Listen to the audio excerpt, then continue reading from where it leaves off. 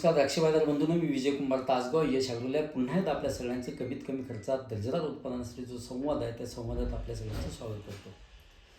बागायतदार बंधूंनो, माझी एक निमित्तानं आपल्याला विनंती आहे.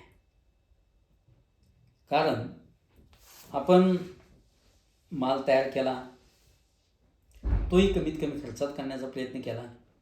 काही वेळा आपल्याला यश येतं, काही वेळा अपयशही येतं. परंतु माल विकताना आपण बऱ्याच वेळा चुकतोय. माझी विनंती आहे की माझ्या बोलण्याचा विपर्यास अजिबात करू नका. कारण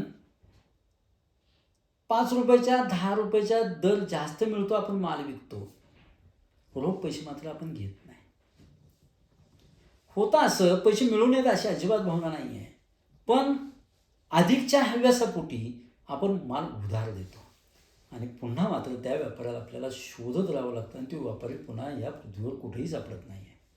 मग व्हॉट्सअपला आपण टाकतो, हा व्यापारी इथं दिसला, तो व्यापारी तिथं दिसला, पुन्हा पोलीस केस करतो, पोलीस शोधतात, सापडतो काही वेळा सापडत नाही, पण पैसे मात्र आपले लटकून जातात.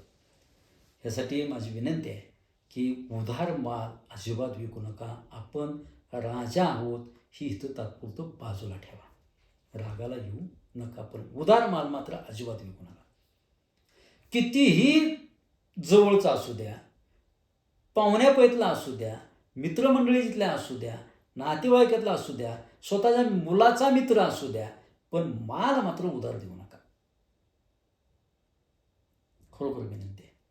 कारण ज्याने उधार विकलं ना, त्यांची अवस्था खरोखर वाईट आहे. कितीही विश्वासातला कोणीही असू द्या, आणि यंदा तर मात्र अजिबातच देऊ नका. त्याचवेळी अजून एक दुसरी विनंती अशी आहे की कुठल्याही परिस्थितीत मालाला साखर चांगली आल्याशिवाय माल विकू नका.